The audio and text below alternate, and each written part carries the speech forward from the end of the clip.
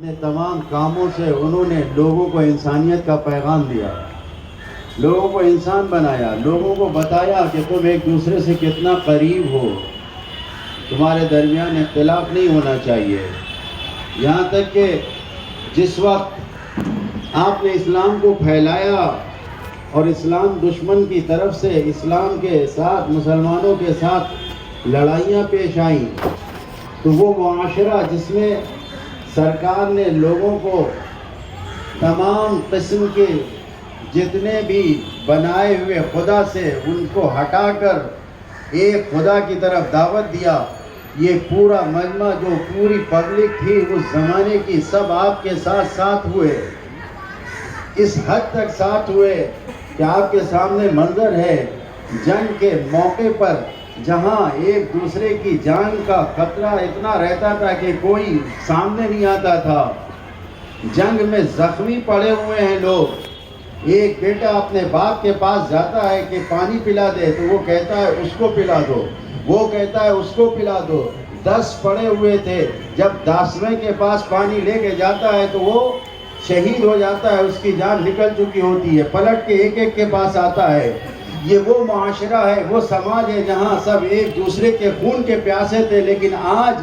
اپنی جان کو قربان کر رہے ہیں دوسرے کی جان بچانے کے لیے۔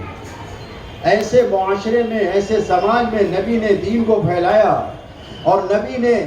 جس طریقے سے تمام دین کو پھیلایا، قرآن مجید نے یہ اعلان کیا ما آتاکم الرسول فخذوہ ما نہاکم فانتہوا، جو اللہ کا رسول تمہیں دے بس اسے لے لو، جس چیز سے تمہیں منع کرے اسے نہ ماننا،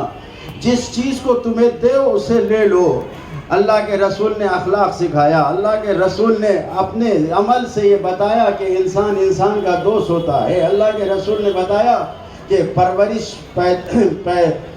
اطاعت اور پرستش صرف اور صرف ایک خدا کی ہونی چاہیے، کسی اور کی عبادت نہیں ہونی چاہیے، سب کچھ بتایا، نماز دیا، لوگوں نے لے لیا، سب کچھ لے لیا، لیکن وہ اتحاد کا مرکز جہاں پر سارے مسلمانوں کو، سارے انسانوں کو ایک ہونا چاہیے تھا، جو اپنے آخری پیغام میں نبی نے دیا اس کو نہیں لیا۔ قرآن کا حکم تھا جو نبی دے اسے لو، جس سے روکا جائے اسے نہ لو،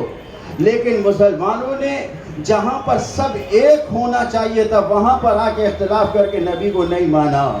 اور پھر نتیجہ کیا ہوا کہ جب مسلمانوں نے نہیں مانا نبی کی باتوں کو تو دشمن جو تھے انہوں نے بھی نہیں مانا، اور پھر جو ہمیشہ سے جو نبی کا انتظار کر رہے تھے، جو پہچانتے تھے، جو یہودی جو عیسائی پہچانتے تھے، قرآن مجید نے اعلان کیا یعرفونہ کما یعرفون ابناءہم، اپنے بیٹوں کی طرح، اپنی اولاد کی طرح نبی کو پہچانتے تھے، انہوں نے ان کی باتوں کو ماننے سے انکار کر دیا، اور نتیجہ کیا سامنے آیا؟ نتیجہ یہ سامنے آیا کہ ان کی مخالفت ہونے لگی، ان سے دشمنی ہونے لگی، اور پھر وہ بھی منزل آئی کہ زہر دیا گیا ہے، ایک یہودی عورت نے نبی کو زہر دیا، اور اس زہر کی تاب نہ لا کر وہ جسے کہتے ہیں دھیرے دھیرے اس زہر نے اثر کیا۔ سن 8 ہجری میں جو زہر دیا گیا تھا، سن 11 ہجری میں آج کا دن ایسا تھا کہ جب وہ زہر مکمل طور پر ظاہر ہو گیا، اور پھر اہل بیت اطہار پر مصیبت کا پہاڑ ٹوٹ پڑا، اور کس طریقے سے مولا کائنات کو اپنی آغوش میں، اپنا سر مولا کی آغوش میں دے کے وصیت سننا شروع کی، اور یہ کہنا شروع کیا اے علی، میں یہ جو دیکھ رہا ہوں حالات، ایسے حالات میں تم سے وصیت کرتا ہوں مجھے غسل دینا، مجھے کفن پہنانا، اور مجھے تم خود دفن کرنا، اور پھر یہ کہا کہ دیکھو جب تک مجھے دفن نہ کر لینا میرے پاس سے الگ نہ ہونا۔ ہاں عزادارو ذرا غور کیجئے کتنا پردرد تھا وہ منظر کہ جہاں پر ساری دنیا کو جس نے انسانیت کا پیغام دیا ان لوگوں نے انسانیت کو بھلا دیا، اور نبی کے جنازے کو تنہا چھوڑ کر دوسرے کاموں میں لگ گئے، اور اس طریقے سے نبی کا جنازہ تنہا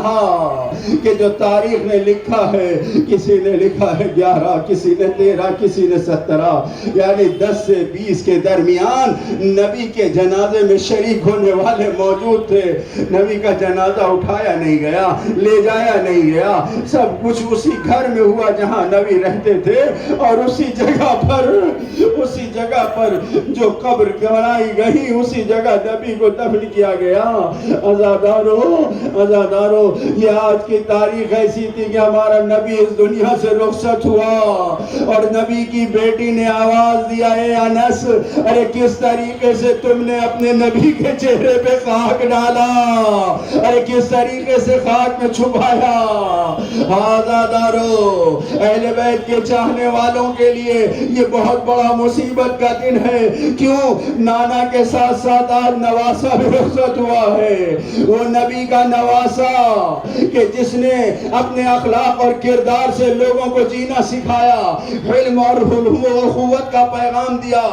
جس نے ساری زندگی لوگوں کو اللہ سے نزدیک کیا, بھائی بھائی بنایا. لیکن اسی نبی کے نواسے کو دشمنوں نے, یہ پورا خاندان ہی دشمن تھا, جو اشعث ابن قیس تھا, یہ خود مولا کے سامنے آیا, نبی کے سامنے مخالفت کیا, اس نے علی کے سامنے مخالفت کیا. اس کا بیٹا, اس کی بیٹی, یہ جودہ بنت اشعث, یہ سب کے سب محمد ابن اشعث کربلا میں یہ پورا خاندان وہ تھا کہ جو نبی سے دشمنی رکھتا تھا, جو علی سے دشمنی رکھتا تھا, جو نبی اور علی کے بیٹوں سے آنسوں سے دشمنی رکھتا تھا. جس طریقے سے امیر شام نے جس طریقے سے پیسوں اور مال و دولت کے لالچ دے کے وہ جو شام بھیجا تھا, اللہ روزے کی حالت میں نبی کا نواسا افطار کرنا چاہتا تھا. افطار میں جو زہر دیا گیا, عزادارو, زہر کا ایک گھونٹ لیا, خالی پہ روزے کی حالت میں وہ زہر جو گیا, اس زہر نے پورے جسم کے اندر جسم کے ٹکڑے ٹکڑے کر دیے. اب جو امام نے اشارہ کیا, بہن نے تشت لا کے رکھا, خون کی قے ہوئی, امام بے حال ہوئے, بہنوں سے خدا حافظ کیا, امام لائی بغیر میں ہوئے. عزادارو, زینب و کلثوم بھائی کے قریب اپنے آپ کو جنازے پہ گرا کے ماتم کرنا شروع کیا, فریاد کیا, ہائے بھائی. حسین نے آواز دیا, اے میرے بھائی, ارے کتنا سخت مصیبت کا وقت آیا.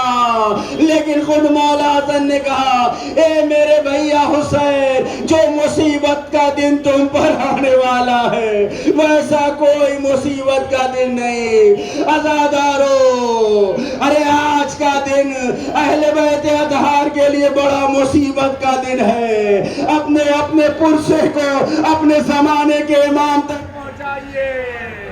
اور فریاد کیجئے, اور اپنے آپ اپنے تمام وجود کے ساتھ اپنے حضر کو, اپنے ماتم کو خلوص کے ساتھ امام کی خدمت میں پہنچائیے, اور یہ کہیے, اے صاحب الزمان, آپ کی خدمت میں آپ کے جد رسول اللہ, آپ کے جد حسن مصطفیٰ کا پرسہ